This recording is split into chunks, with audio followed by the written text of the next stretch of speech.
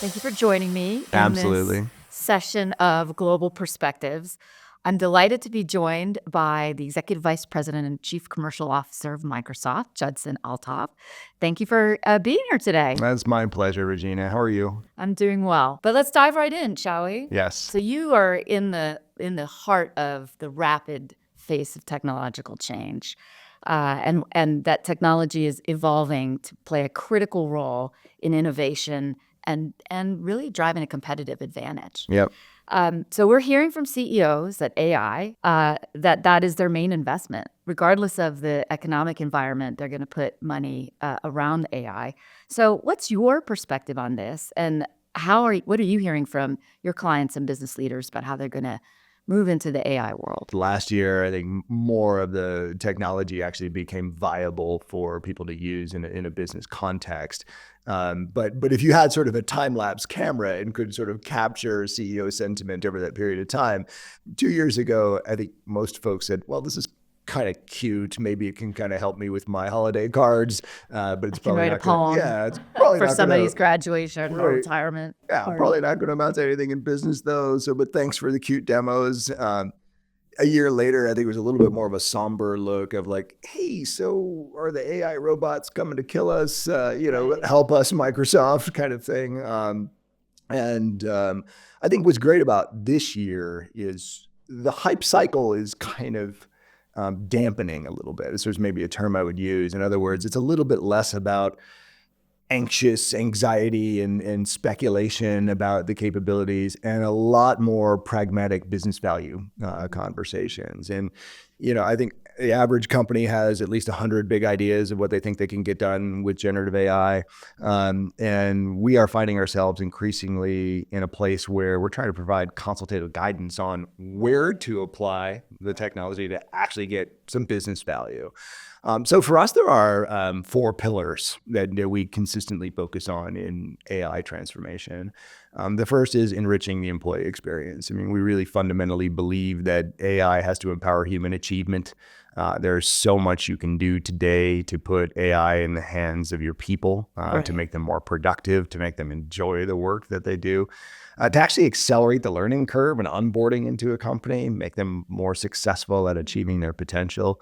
So that's a big category of focus. And we have a pretty solid methodology of how we take people through immersion and extensibility into data that matters to them. And then, of course, the real measurement of ROI on the investment. Because as you state, if CEOs are going to find a way to invest in this economic climate, which is highly volatile, then, it's got to make sense from a dollars and cents standpoint.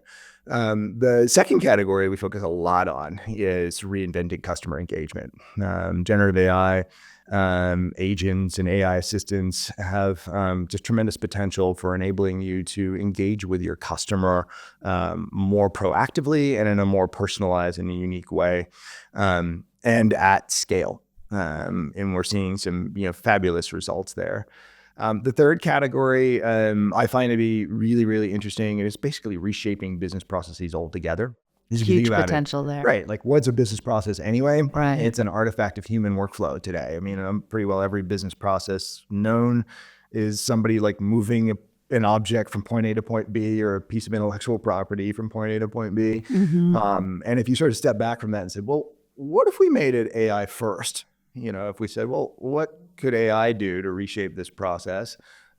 Where do humans come in to create unique potential within that process? We're finding a lot of optimization there. Think of this as lean for knowledge work, the idea of continuous improvement coupled with technology, creating great business value. And then the final category is bending the curve on innovation. For us at Microsoft, this is a pretty obvious extension of generative AI because we're in the business of writing code.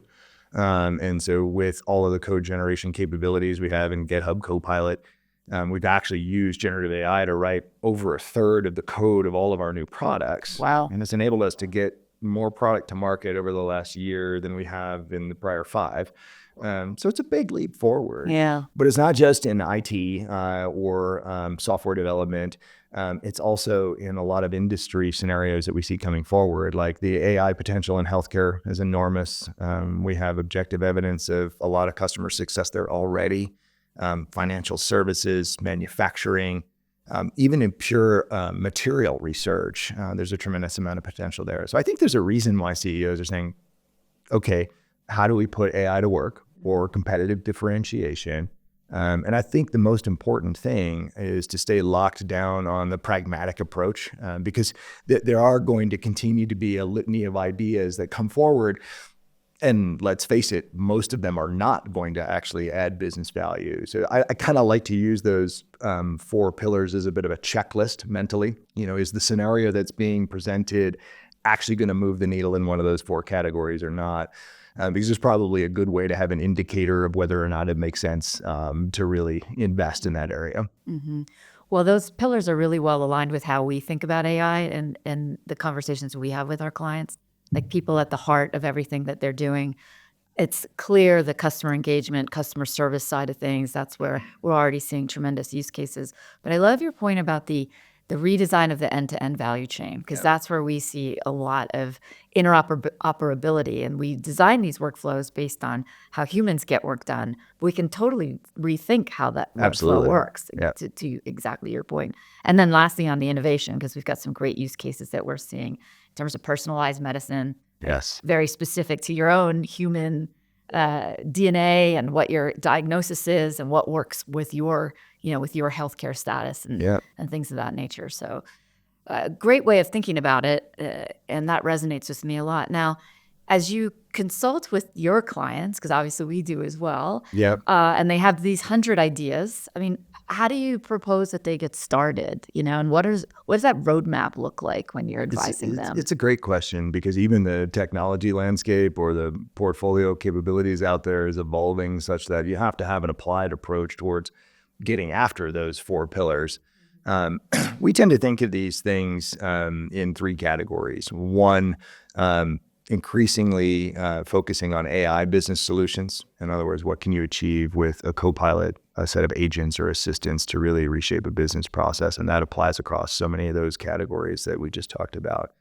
The second is having an AI platform inside of your company, so you can develop AI native applications that are unique to your business and that provide differentiation for you. And then the third is having a strong cybersecurity foundation. For us, as we see it out there, the one thing that's not slowing down anytime soon is the rise of bad actors and threat vectors out there. It's an unfortunate reality of doing business in the modern era, but the more we digitize and the more we leverage AI, the more those vulnerabilities increase. And so you have to be prepared for it. You have to have a strong cyber foundation. So we tend to walk customers methodically through with those 3 assets and those 3 sort of technology lenses against the 4 business pillars to help drive a path forward. Generally speaking, there is just sort of a propensity for folks to want to dive in and start developing their own new things, especially if, the technology division within an organization, either the CIO or the CTO, have been given a mandate by a CEO to say, hey, get me something. Right. I need some AI differentiation that, the human nature is to say, well, okay, let's start coding away at something. When in the reality is you can achieve so much with a lot of the readily available capabilities out there. So we encourage customers to start with Copilot, put Copilot into the hands of their people, help them with those immersive experiences so they learn to use an AI assistant in their life, extend that out into the data sources that matter to them. So if you run supply chain, well, okay, connect your Copilot to your supply chain data so that you can reason over it and interrogate it as if it was another team member to learn more about your business, and create this fabric where agents and AI assistants plus your human ambition create real AI differentiation. So that Copilot stack is basically the UI for AI. Think about anything that touches human interaction. We suggest going first with what you can achieve with Copilot and a product we call Copilot Studio, which allows you to then sort of point it at your different data sources to create a unique experience.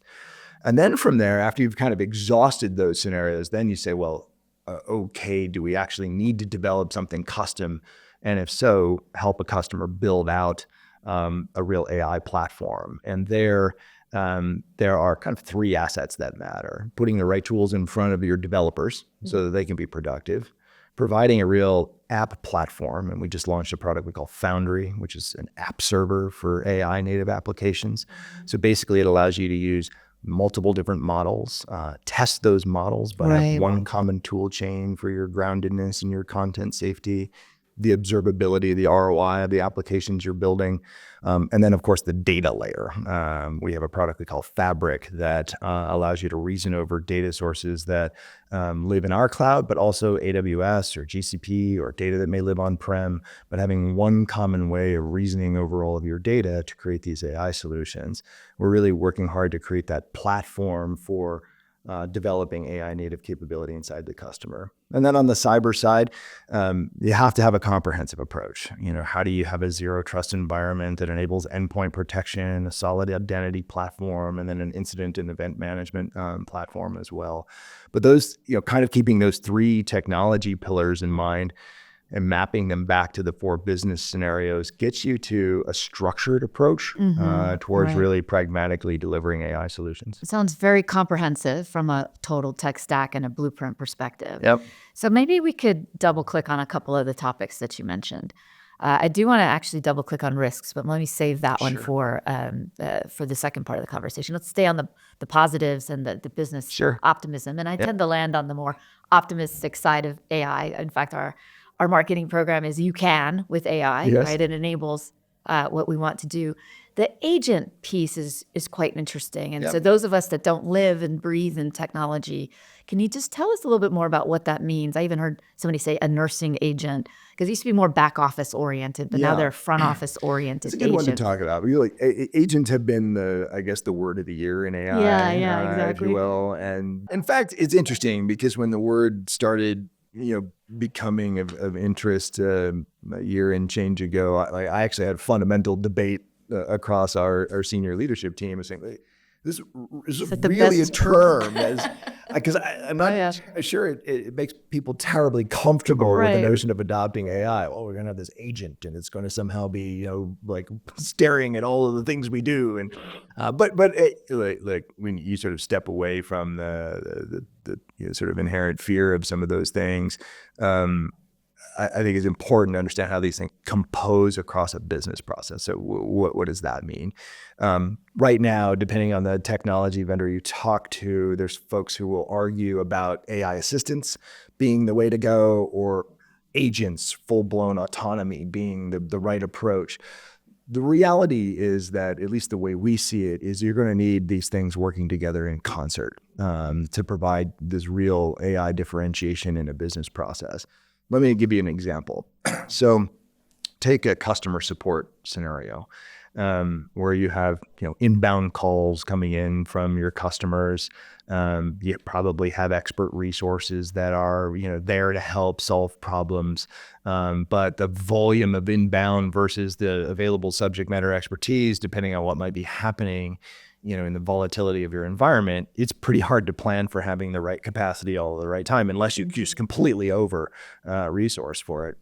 So by having an agent layer, so think of it as triage. I like your nursing example, right? So the agent layer can provide triage for all of the inbound to say, oh, is this a problem that we know how to solve, or we actually have an answer with 99% confidence? If so, just provide it back to the customer and help them move on with their day. Don't bother any of our expert resources. But oh my gosh, if this is something that we've never seen before and is a really complicated problem with a really important customer, route it down to the right level of subject matter expertise. Then when it gets to that individual, we'll empower them with an AI assistant, with a co-pilot, have that co-pilot help them solve the problem. Then once the problem is solved, use the co-pilot to do the busy work of case management. Like, the last thing you want your expert resources doing is updating cases and sending all of the stuff to the customer and updating the knowledge base. By having a co-pilot do all of that, you actually enrich your knowledge base, you scale in your customer engagements, and then this sort of flywheel continues to roll. In other words, the next time inbound signal comes in, your agent is that much smarter about understanding how to solve the problem. And so this idea of having agents and AI assistants and your human skill, your unique differentiation in your company, provide your real differentiated approach toward AI. Like we're just such in the camp of believing that is the right approach towards solving a lot of these problems. And it's consistent with the concept of the human in the loop. And what's one of the things I've always found very compelling about your even label of co-pilot. There's a pilot. That's and right. There's a co-pilot, right? So let's double click on the risks. So can you say a little bit more besides cyber, which is a big one? Yeah. What are some of the risks that you see in AI and maybe how Microsoft is approaching that? Like we are firm believers that every AI strategy has to have an element of responsibility, right? And we have been out there pretty early and vocal about this notion of responsible AI, making sure that the assets we create are being done to help society, to further advance human achievement, to, if anything, actually democratize intelligence, if you will.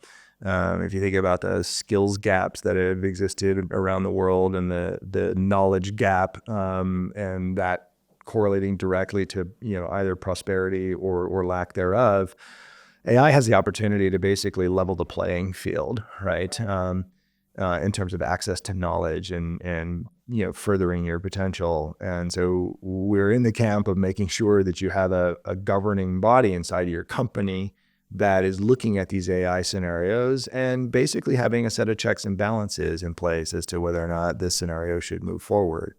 We do it at Microsoft. We encourage a lot of our customers to do it. It can lead to a little bit of frustration for innovators, right? If they're thinking, well, listen, we've created this great new thing. We really want to take it to market. We're like, hang on a minute. Like, what does this thing do? But it's a great practice. I think the other thing that is, perhaps the elephant in the room on this is sustainability. And we have been also very vocal early commitments on our carbon goals, our water use goals, and all of those were written down before before AI exploded, and it's a huge consumer of energy. Yes, and we've not flinched. We've stayed true to every commitment that we made, and I'll just tell you the challenge though is quite significant because AI consumes an order of magnitude more energy than even a conventional cloud workload does. And we're not, like, even just you sort of like slow down and focus on those words, like the fact that we're even talking about cloud as being somehow conventional when not all companies have somehow ubiquitously adopted the cloud. There's a massive wave of infrastructure investment that needs to be made to support AI. And so we're working with governments, suppliers, really the ecosystem of providers that have to kind of build out this infrastructure to make sure that it's done in a sustainable way, whether that's renewable sources of energy, whether it's new cooling strategies that are water positive rather than water consumers. But you have to have a methodical approach towards this. And I think, we're of course enamored by all of the things we think AI can do for our customers, but staying grounded in the responsibility that we have as a company and that we encourage our customers to have as well is equally important. Definitely wanted to go to the sustainability topic. So what specifically are you doing? Maybe you just go a little bit deeper on some of the commitments that you're making and what you are doing. For sure. And then the second piece would be, are you working with your customers, your consumers, to help them with their sustainability goals as well? Yes.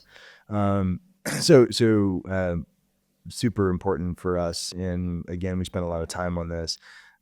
Before COVID, when we came out with our sustainability goals, we were pretty clear that we were going to be carbon negative by 2030, that by 2050, we would return all of the carbon that we have created as a company since our founding. Audacious. Back. It's a pretty bold Powerful goals. Yes. And so staying true to those, despite the fact that the demands have increased by an order of magnitude, has been a lot of work, right? And we have a ton of folks working on it.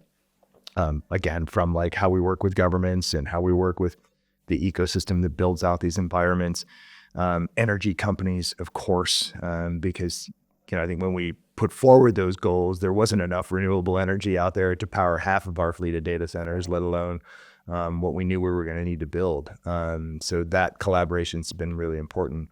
But I think the other piece of it that is also, I think, critical here is actually putting AI to work on the problem itself. Yeah.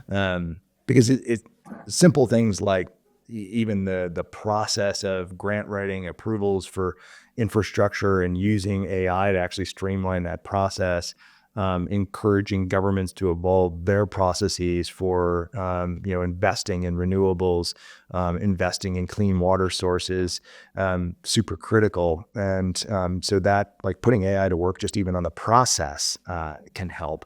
But far more significant than that is the notion of putting AI to work for basic science.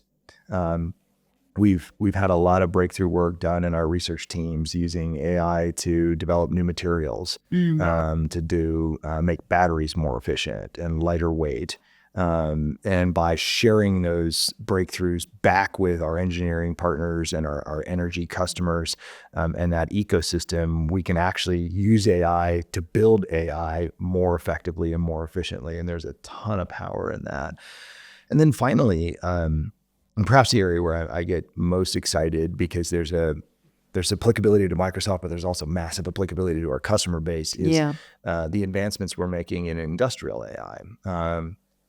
And so for years before the dawn of generative AI and all of the excitement about being able to interact with virtual agents and AI assistants, we had been investing in digital twin technology. The idea of capturing data off of systems and modeling that data and using cloud simulations to understand where the inefficiencies were in the manufacturing process or even in the operational processes and running the environments. And I always say, if you make anything or you move anything, you create a carbon footprint. And if you can simulate that in the cloud infinitely before you make it or before you move it, you can create a better process, a better product, more effectively, more efficiently, and more sustainably. And so we've been investing in a lot of these expert systems with customers across all different industries, from light manufacturing to consumer goods to the energy sector. The challenge pre-generative AI, though, is that you spend all this time building these really amazing, robust, intelligent systems, and then the people who have to actually get the data and the intelligence off those systems are your frontline workers. And the knowledge gap and the skills gap and just the general resistance to saying, hey, listen, like, I kind of know how to do my job. Please don't have this digital twin tell me how to do it better, has been a huge inhibitor to the adoption of those kind of systems. Well, now you can basically put a virtual agent in front of these things, and you don't have to know how to use an analytics dashboard. You don't have to know how to do anything really other than ask a question. Right. And you can say, well, tell me about the third shift last night. How did it go? Were there any anomalies? How should I start my walk this morning around the facility to understand where there's opportunities to course correct what happened last night? How might you pattern match what happened last night versus what's been happening over the last quarter or the last year? Where did I lose the most amount of energy? Where did I expend the most amount of water? And the unlock here is fantastic. So like, we're using this in like how we think about our data center operation runs. And we're also encouraging customers to really leap forward in the advancements of, again, using AI to conquer our most significant challenges, and sustainability is at the top of the list. Are there other areas where AI is making a difference at Microsoft and where you are client zero that you want to share? Yeah, absolutely. So I am, I guess, the chief guinea pig officer of AI at Microsoft, in that I'm a firm believer that if it's going to work for anyone, it has to work for us, and that it should benefit our business, but it also should make us better consultants for our customers and helping them understand how to use it. So, I mean, let's take our pillars here, back to enriching the employee experience. So I made the decision a little over a year ago to roll out Microsoft 365 Copilot for all 65,000 of the people in my organization. You might say, well, actually, that was obvious. What you make the product, of course, you're going to use it. But it's just worth commenting on it that it was actually not necessarily obvious, because that's not even free for me. In other words, Oh, yeah. provisioning Yeah. GPUs and the infrastructure to run AI for an organization as large as mine is actually a significant endeavor. And because of the scarcity of GPUs, it meant that those were GPUs I couldn't sell to customers. Right. And right now, there's enough demand out there in the market. You can kind of sell these things for whatever you want to sell them. And so the opportunity cost of saying, well, I'm going to deploy for my folks and not to a customer was actually a business decision. And so as a result of that, I study it weekly. I look at the telemetry that comes off of the system and the utilization of the AI assistants and the agents that we've built for our people to better run our business. And I kind of come down to three things. One, the immersion, getting people close to the tech. Two, I said this before, the extensibility, take it back to the data they use every day. So for me, it's our CRM data. Right. Like how's pipeline doing? Like what are we doing in terms of increasing revenue? And then the ROI measurement, which for me has been astounding. So if I look at the top quartile of our Copilot users and I map that back to our business results, I can tell you that we are generating 10% more pipeline. We have 23% faster close rates and 9% more revenue per head. Wow. Yeah. And on a business that's as large as mine that scales around the world, those are very significant numbers. The second scenario that we've done is we've implemented that agent plus AI assistant framework in our call centers for our customer support organization. And the results have been outstanding. And so it just really just demonstrates the power of what Copilot can do in a large organization. But just to size it for you, we handle about 75 million inbound requests per year from, gosh, if something goes wrong with little Johnny's Xbox in the middle of the night, we get a phone call about it, through to like, gosh, someone's having a challenge with a cloud platform issue. And so you have to handle everything from little Johnny to Fortune 500 customers. So we implemented this agent framework plus copilots with our people. And it is literally now an AI first business process. We will save over $500 million this year in operating that environment because of the efficiencies that we're driving. And the best part of it is customer sat's up. Yes. Because we're providing better answers faster, and employee sat's up because people are learning our capabilities and our products better and faster than they ever had before. That's great. You just think about, what are these jobs like? You show up, no one calls you to say, no one calls you because they're happy. How you doing today, Regina? Yeah. Like, how's your coffee? Exactly. They call, they're madder than a hornet. They want answers fast. And if you're new to the company and you're just trying to figure out, like, guys, I don't know what your problem is either, but maybe the AI assistant can help me. It is helping them. And so it's actually nurturing their careers, and they enjoy their jobs a lot more. And it also allows us to promote those folks into other jobs. And so if you take these sort of two sides of the equation, I also have a chief AI transformation officer I've hired for my business to work on all of those AI first business processes, because we're a 50-year-old technology company, and in our world, that's ancient. Yeah. So how can I reshape my business processes? And then, of course, on the code generation side, that's been kind of the core of our efficiency.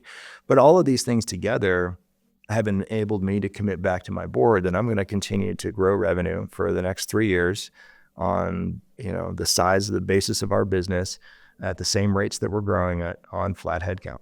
Yeah, that's... So we talk about business results and what matters to a CEO. We're putting our money where our mouth is at Microsoft.